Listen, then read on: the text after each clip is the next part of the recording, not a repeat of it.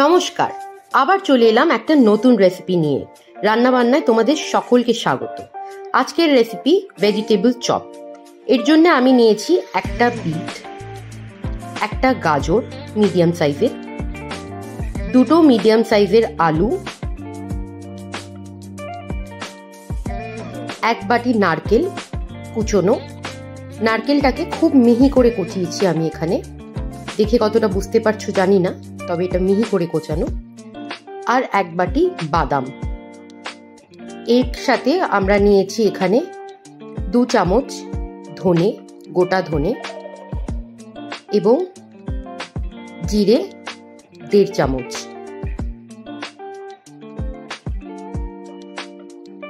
আমাদের লাগবে 1.5 চামচ গোলমরিচের গুঁড়ো।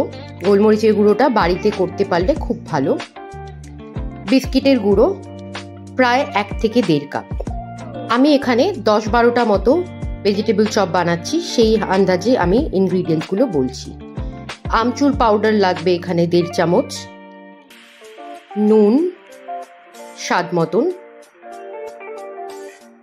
আমরা এতে বিট নুনেরও ব্যবহার করছি, তাই জন্যে নুন এবং বিট নুনটা বুঝে শুনে দিও। গরম মশলা আমি এখানে নিয়েছি 1 চামচ, 2টো শুকনো লঙ্কা, ঝালটা তোমরা তোমাদের আন্দাজ মতো দিতে পারো। কর্নফ্লাওয়ার আমাদের একটা পাতলা ব্যাটার বানাতে হবে, তার জন্য লাগবে। এখানে আমি 3 চামচের মতো নিয়েছি। পাউরুটি আমি ব্রাউন ব্রেড ব্যবহার করেছি, তোমরা যে কোনো পাউরুটি নিতে পারো, 3 থেকে 4 টুকরো। এখানে আমি গাজর এবং বিটটাকে ভালো করে গ্রেটারে গ্রেট করে নিয়েছি।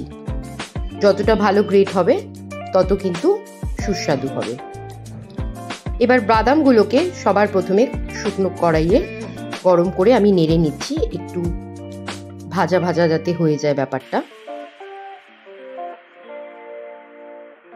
বাদামগুলো এখানে ভাজা হয়ে গেছে, দেখতে পাচ্ছ একটা লাল লাল আভা এসছে। এবার এটাকে নামিয়ে রেখে আমি কড়াইয়ে ধনে, গোটা জিরে আর শুকনো লঙ্কাটাকে একটু টেলে নেব, কারণ এটাকে আমাদের গুঁড়ো করতে হবে, তাই জন্যে একটু সামান্য টেলে নিতে হবে, তা না হলে গুঁড়ো করতে অসুবিধে হয়। আর একটা কাঁচা গন্ধও থাকে, সেটাকে একটু টেলে নিলে একটা ভাজা ভাজা গন্ধ আসে, যেই গন্ধটা অনেক ভালো লাগে।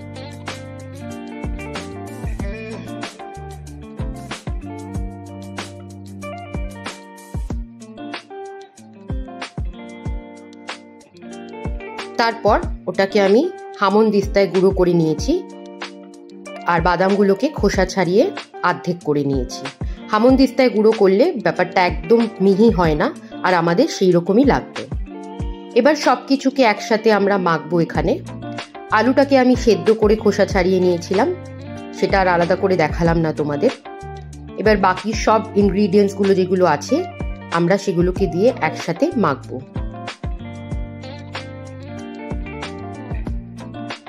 চপটা কিন্তু খেতে খুব সুস্বাদু হয়।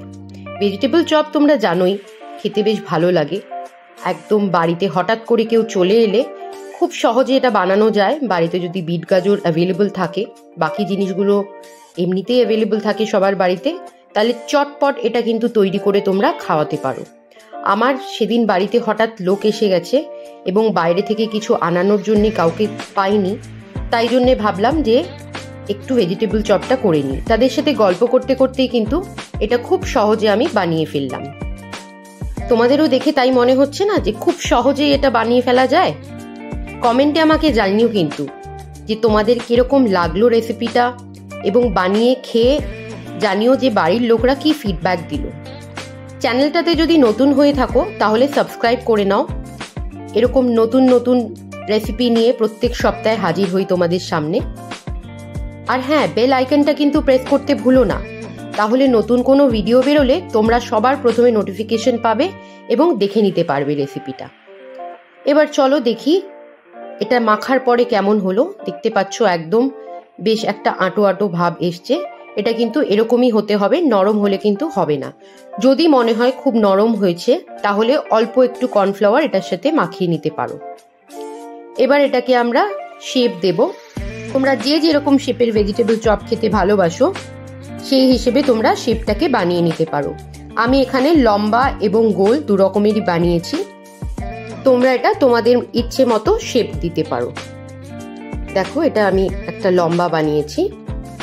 আর গোলটা বানানোর জন্যে আগে একটুখানি নিয়ে হাতে ভালো করে এটাকে চেপে চেপে গোল করে নিতে হবে। আগে খুব ভালো করে চাপতে হবে কিন্তু, কারণ তা না হলে কিন্তু যখন ভাজতে নেবে এটা খুলে যেতে পারে।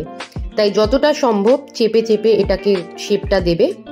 তারপরে সামান্য একটু হাতের তালুতে নিয়ে হালকা চাপলেই কিন্তু খুব সুন্দর একটা ফ্ল্যাট ভেজিটেবল চপের শেপে চলে আসবে।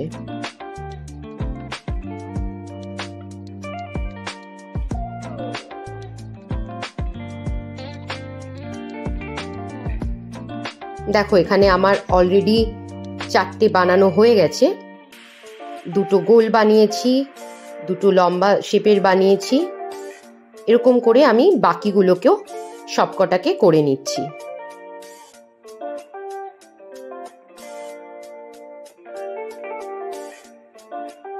এবার আমি এখানে একটা ব্যাটার তৈরি করেছি, যেটা একদমই পাতলা। সেটা হচ্ছে কর্নফ্লাওয়ার আর জল দিয়ে।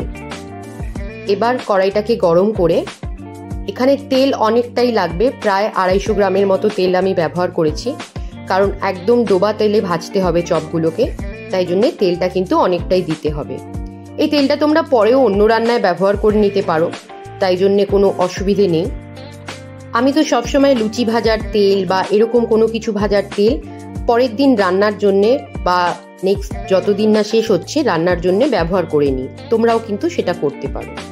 এবার চপটাকে আমি ওই ব্যাটারটার মধ্যে চুবিয়ে বিস্কিটের গুঁড়োয় ভালো করে মাখিয়ে নেব।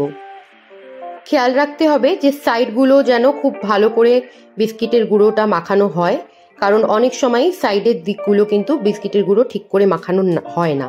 তাই জন্য একদম এটার ওপরে দিয়ে দিয়ে আমি দেখছো খুব ভালো করে এটা মাখিয়ে নিচ্ছি। এবার এরকম করে রেডি করে তোমরা রেখেও দিতে পারো একসাথে, কিংবা এটা তৈরি হয়ে গেলে ডাইরেক্ট কড়াইয়ে ছেড়ে দিতে পারো। ব্যাটারে ডিমেরও ব্যবহার হতে পারে, কিন্তু যেহেতু আমি এটা ভেজ বানাচ্ছিলাম, বাড়িতে যারা এসেছিল তারা ভেজিটেরিয়ান ছিল, তাই জন্যে এটাতে আমি কোনো ডিমের ব্যবহার করিনি। এবার এটা আমি কড়াইয়ে ছেড়ে দিলাম। তারপর এটা খুব হালকা স্টিমে ভাজবো, প্রথমে 1-2 মিনিট, তারপরে স্টিমটাকে মিডিয়াম দিয়ে। চপগুলো ভাজতে ম্যাক্সিমাম 4 থেকে 5 মিনিট সময় লাগে, কারণ বিট গাজর একদম গ্রেটেড, আলুটা সেদ্ধ করা, তাই জন্যে সেদ্ধ হওয়ার সেরকম বেসিক্যালি কিছু থাকে না, তাই খুব সহজেই সেদ্ধ হয়ে যায়। দেখতে পাচ্ছ আমি এক পিঠ অলরেডি হয়ে গেছে এবং এটা আমার ফুল রেডি একটা চপ আমি অলরেডি নামিয়ে ফেললাম। তাহলে তোমাদের কেমন লাগলো? আমার কিন্তু গেস্টরা খুব সুস্বাদু বলে খুব মন ভরে খেয়েছে। আমি এটা সার্ভ করেছিলাম কাসুন্দি এবং টমেটো সস দিয়ে। তোমরা এটা যেটা দিয়ে ভালো লাগে তোমাদের সেটা দিয়ে খেতে পারো। হ্যাঁ, একটু কাঁচা পেঁয়াজ হলেও খুব ভালো হয় ব্যাপারটা, বাট বললাম যে আমার গেস্টরা ভেজিটেরিয়ান ছিল, তারা পেঁয়াজ রসুনও খায় না, তাই জন্য আমি এখানে পেঁয়াজটা তাদের সার্ভ করিনি। শসা কুচি দিয়েও সার্ভ করা যেতে পারে। তাহলে চলো আবার পরের সপ্তাহে হাজির হব একটা নতুন রেসিপি নিয়ে।